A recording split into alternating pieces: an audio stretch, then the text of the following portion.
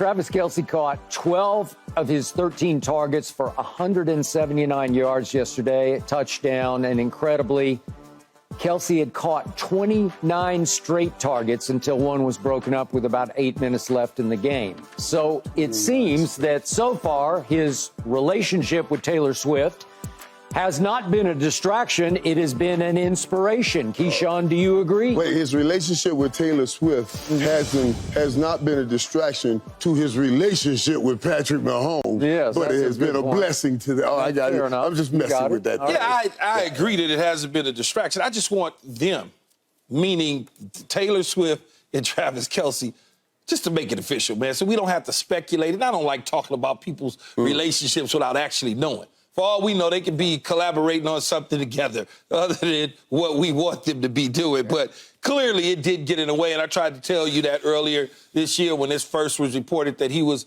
hanging around Taylor Swift and her crew, and we all, many people thought that it would be a distraction because when you look at things in the past with a lot of players and teams, they somehow lose focus because she is one of the biggest pop stars, iconic culture, whatever you want to call it, that we've seen in quite some time. So that noise, you know, that noise is like panning the camera as soon as he makes a catch and this and that.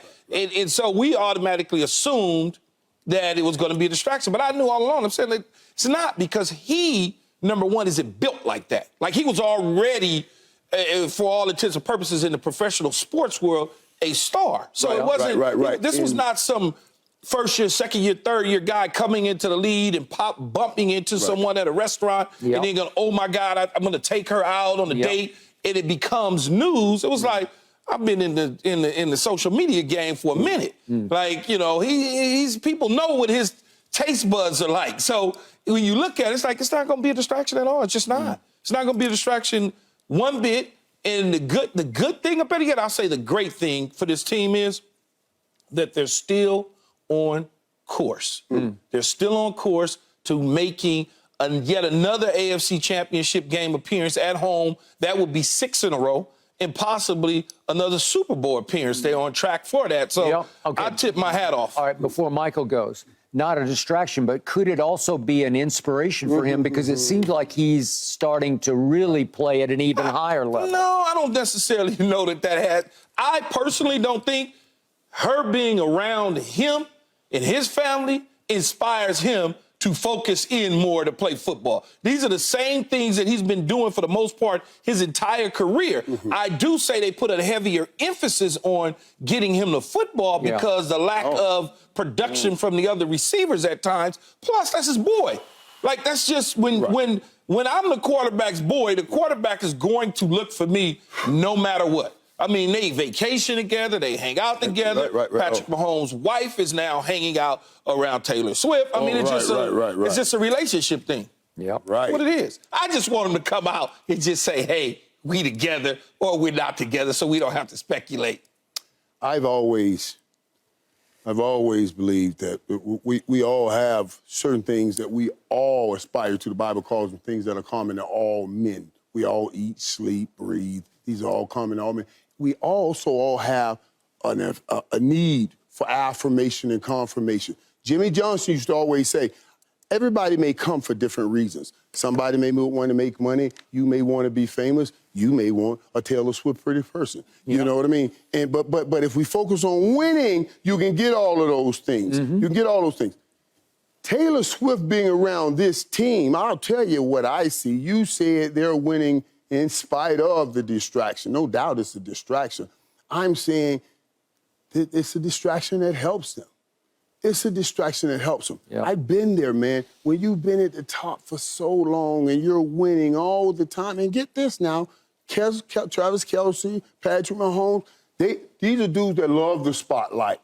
They love the spotlight, and they deserve all of it for what they've done on the football field. But they've done it on the football field in a little tiny town called Kansas City. So they can't get what they really want, because if they were doing it in New York or doing it in LA, they would get it on an enormous level.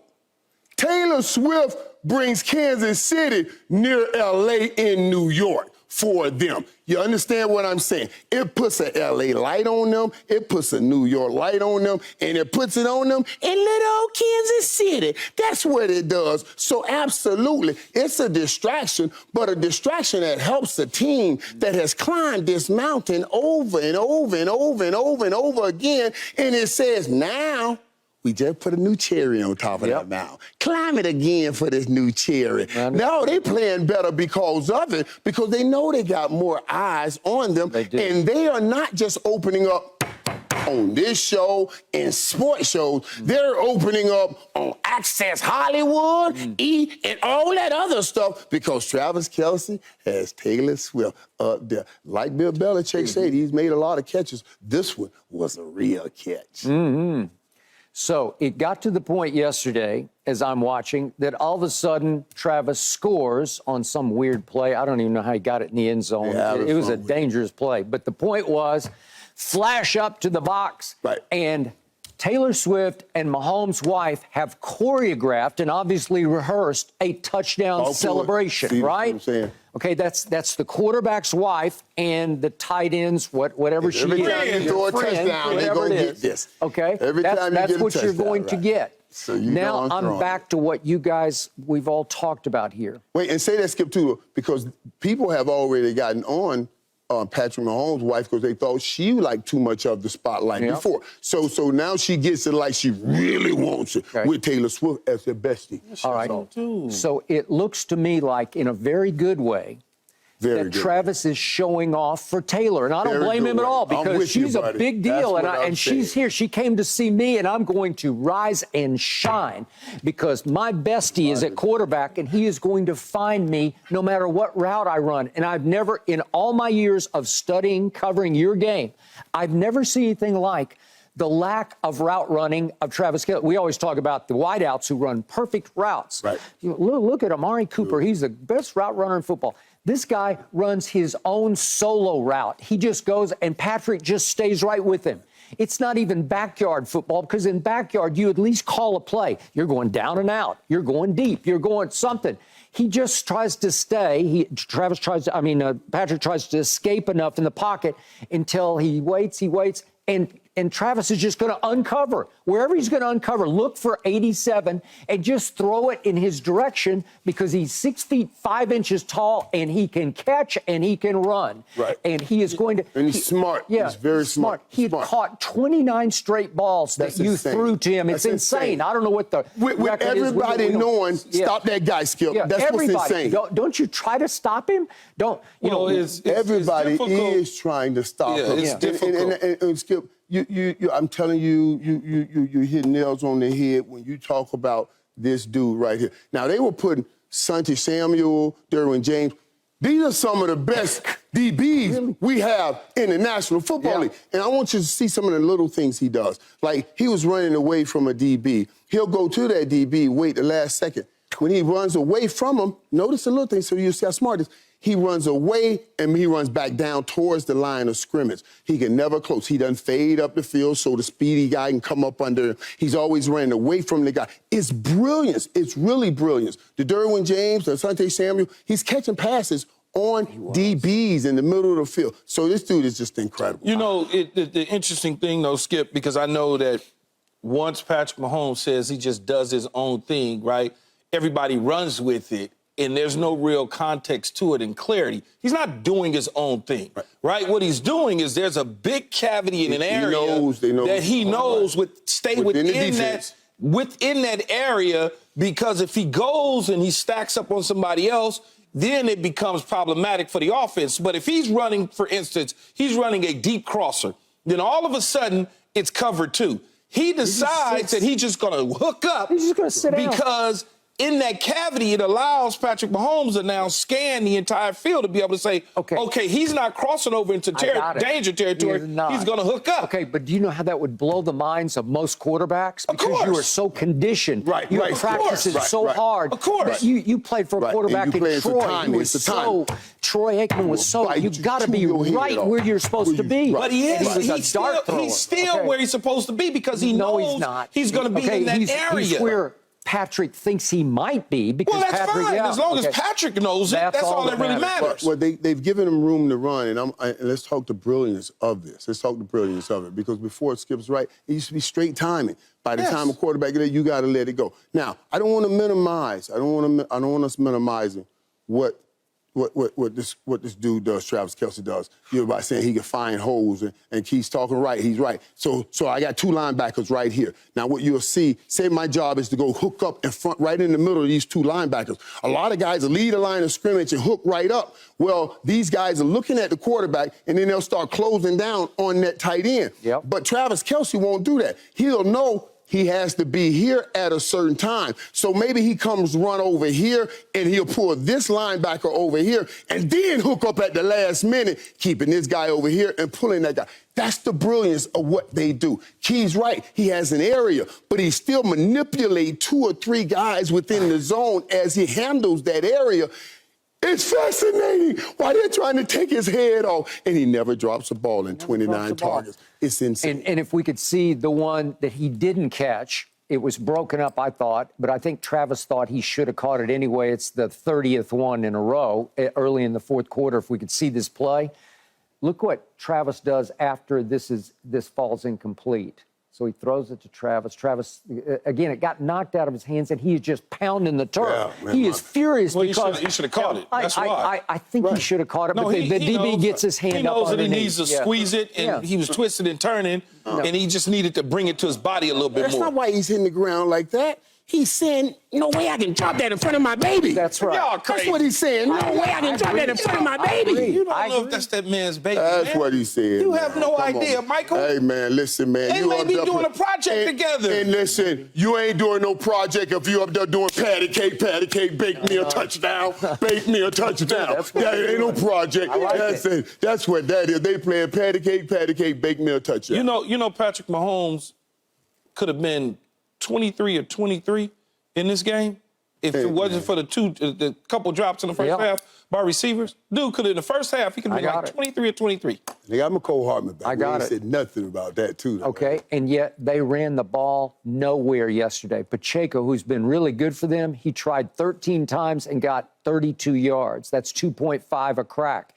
And yet Patrick threw it 42 times, and they ran it 21. So they threw it twice as much because Andy Reid's thinking it works, right? They went 6 of 11 on third down because on 3rd and 5, 3rd and 7, what it is, 15 just looks for 87. Right. And 15 can buy time as well as anybody in this league. So you like 15 now? You like 15 now? I like Joe Burrow better because I like you like Joe Burrow better than you like 15? Conventional. I like conventional. Okay, so... Because on Saturday night, I saw Caleb Williams try to run around. I'm not talking about no Caleb Williams. Interception. I heard something I want to ask. Yeah, but you told me he's the next... I didn't tell you anything like that. Yeah. You're listening to people tell you that. You're Mahomes. listening to that. I would never tell you that because I know better. I want to ask you something. Don't try that. You're so slick. I want to ask you something, Skip, and we can get back into this game because you said you like conventional. And when I see conventional or hear conventional, I look back at the other side of this coin that we're talking about right now in this game, the Kansas City Chiefs game. Justin Herbert. Boy, that's a conventional, great-looking quarterback. Are you taking him over Brock Purdy? Who? Justin Herbert? Justin Herbert, yeah. I'm not a big fan of his. I don't know. You say conventional. I don't see accuracy. Am I taking Justin Herbert over Brock Purdy? That's the question I asked. Yeah. No. Yes, I am. I am not. Yeah, I am. Absolutely 100%. not. I'm not even going to think about it. Yeah, he throws off-target rockets. I'm not even thinking about it. But he has an arm and he has a statue and he's not beautiful to even the eye thinking gate. about it. I'm talking about to the effectiveness of winning big games and big moments and making time to play. Here's what I'm saying. Look good. Let me tell you this, Coach. If I took Brock Purdy and I gave him Brandon Staley and that staff at the Chargers, he gonna look like that too. Well, he's in a Justin Herbert. Wait, I thought he had Kellen Moore. He's got Kellen Moore. Hey, I ain't no Kellen Moore guy. That's y'all. I just picked the Chargers to beat y'all because I have to. Because of the insane. You have to lose. Yes. No, I have to. I have to pick against the Cowboys messing with y'all. We ain't talking about I'm not letting you do that to Brock Purdy right now. You can't. You just said. What I'm trying to say though is that staff that's sitting at the Chargers is incompetent, in my opinion, to get the best out of that quarterback, okay? That staff, because Anthony Lynn didn't get an opportunity to coach that kid. No. Okay? He had him 1 year, and then they had a Sidney Packard. Right. They've given Brandon Staley multiple years to continue to look at this quarterback in sadness. Okay. Because that's just a charge away. I got you. Let me just say this.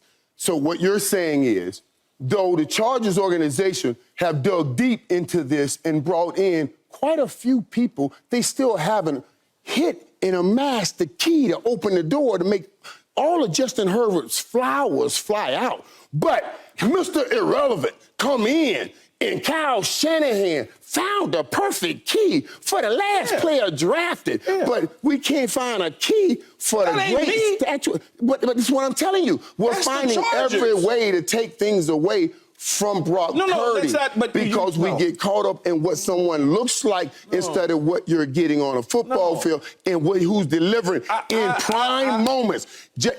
Brock Purdy he's a rookie. You're not listening. In his first offense. This is his first offense. You are not listening, man. I just said, I heard it. If you took Brock Purdy and you gave him Brandon Staley and company, Brock Purdy he can't, no one can operate with that. No one at Brock the quarterback Purdy would position. Figure it out. No, he wouldn't. He knows how to play the position. They don't know even how to call the plays to help him figure it out. Seriously. But that's not Brandon Staley. That's the offensive coordinator. He's the head coach, along with Kellen he's Moore. A defensive and guy. Joe Lombardi was the offensive coordinator a year ago. Same thing. Same thing. That's all I'm saying. I understand there's like Brock Purdy in this game. I'm saying there's a physical gifts in this game, shoulders down. Physical gifts, shoulders down. And we measure so much on them. I'm just saying we miss out on that real gift, shoulders up. And whoa. And Brock Purdy has it. It's not about having to strong his arm if I'm throwing it in this wrong direction. I'm just throwing it so strongly at my defense or to a defender. Brock Purdy's throwing the right place. Okay, go. We got to get out of here. I can't wait for the next topic because we are going to discuss Stefanski versus Deshaun Watson, and this is getting real.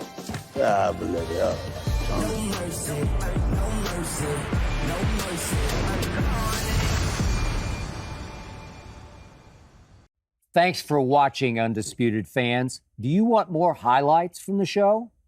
Make sure to click that subscribe button for all the exclusive content from Undisputed.